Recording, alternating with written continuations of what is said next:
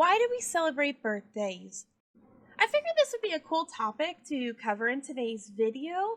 And while we are talking about the birthday origins, we are going to be turning my Simself into a dark fairy because why not? I love all that type of stuff.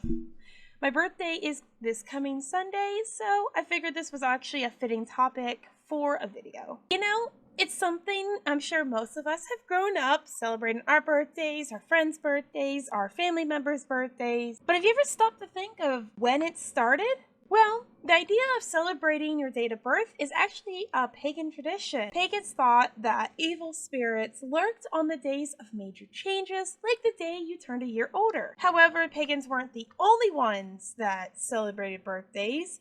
In ancient Greece, they believed that each person had a spirit that attended his or her birth and kept watch of them. That spirit had a mystic relation with the god whose birthday the individual was born, and this implies that birthday celebrations are essentially a form of protection. Some of the ways that you could be protected from an evil spirit would essentially be with your friends and family gathering around you to protect you from harm, by giving you good cheers, thoughts, wishes, giving you gifts to bring more cheer, and all this would ward off evil spirits.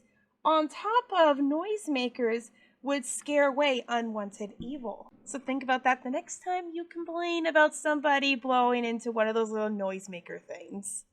So because paganism was viewed as bad by Christians, honestly, people still say that today, but Christians, for the first few hundred years of his existence, did not celebrate birthdays because they believed that birthday parties and anything to do with birthdays was evil because it was tied to pagan gods.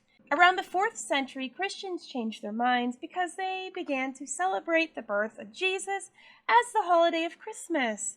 The earliest mention of a birthday was around 3000 BCE. This was in reference to a pharaoh's birthday. However, it wasn't in reference to this pharaoh's date of birth, but essentially when they were crowned as a pharaoh, because when a pharaoh would be crowned in ancient Egypt, they were considered to have transformed into a god. So why do we blow out candles on our birthday? Well, as I said earlier, birthdays were essentially a way to protect you from evil spirits. So in ancient Greeks would offer tributes and sacrifices to appease their gods. Now, the lunar goddess, Artemis, she would get moon-shaped cakes adorned with lit candles to recreate a glowing radiance of the moon and her beauty. These candles also symbolize sending a signal or a prayer, and blowing out the candle was like another way to communicate with the gods. So ancient Roman, fun fact, were the first to celebrate the birth of the common man. Any Roman that was 50 years old would receive a special cake baked with wheat flour, olive oil, grated cheese, and honey. It was only men, unfortunately, that were able to have this birthday celebration. Female birthdays were not celebrated until around the 12th century. Romans celebrating birthdays of the common man was actually a big deal because once birthdays were really starting to be celebrated, they were really only recognized by those of high status and nobility. Why do we sing happy birthday to you? The birthday song, as I know I call it and many other people call it, is the most recognizable song in the English language according to the Genesis Book of World Records. It actually started as a song for school kids. It was originally not even a birthday song. The year was 1893 in the state of Kentucky. Two school teachers, Patty and Mildred Hill, wrote "Good Morning to All." The tune was published in a book for school teachers. No one knows who changed the words to Happy Birthday to You. However, in 1933, the song was in Irving Berlin's musical, and one of the Hill sisters sued, saying that they had the copyright to the song. The sisters won the case, and the courts ruled that the copyright is actually still active today. The song is actually under copyright until about 2030, and the owner of the copyright splits the proceeds with the Hills estate, which is about $2 million a year. So when I was doing research on the video, I actually came across some pretty interesting fun facts, and fun facts are just really interesting to me. So I figured I'd share them with you guys. Fun fact number one is when the most common birth date is, and that is October 5th, which is really funny because one of my children has a birthday October 5th. That wasn't actually their due date, that just was the day they were born. However, it is the most common birthday in the United States, and it is believed the reason is because the date of conception would be about New Year's Eve. May 22nd is considered to be the least common birthday in the United States, so that's fun fact number two. Number three, the first birthday invitations were written on Roman slabs. They were written by the wife of a Roman commander back in 100 AD. Paper wasn't being used yet, so they were set on slabs. So pretty interesting to think about how heavy those invitations must have been. Next fun fact, the most expensive birthday party to date was $27 million. And this was for a Sultan of Brunei. Again, if I am butchering any names, I'm so sorry.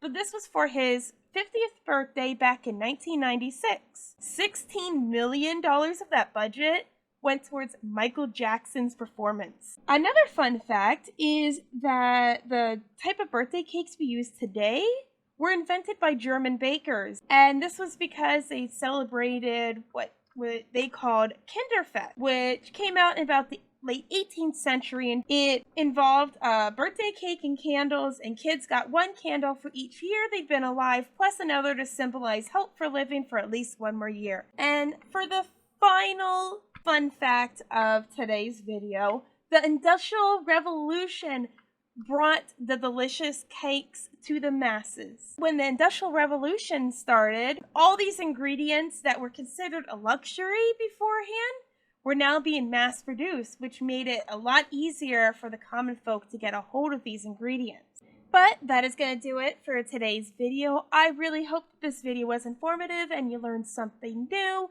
That is my goal when I started making these mystical lore series. I originally did intend it to only be mythical creatures, but to be honest, I just did one for April Fool's Day, and now I'm doing one about birthdays. I'm just going to keep doing series based off of any little subject that pops up in my head, because you know what? I have questions about why things are the way they are, and I enjoy learning about it, and I really hope you guys do too. But as always, I will leave the links to custom content on this sim in the description below.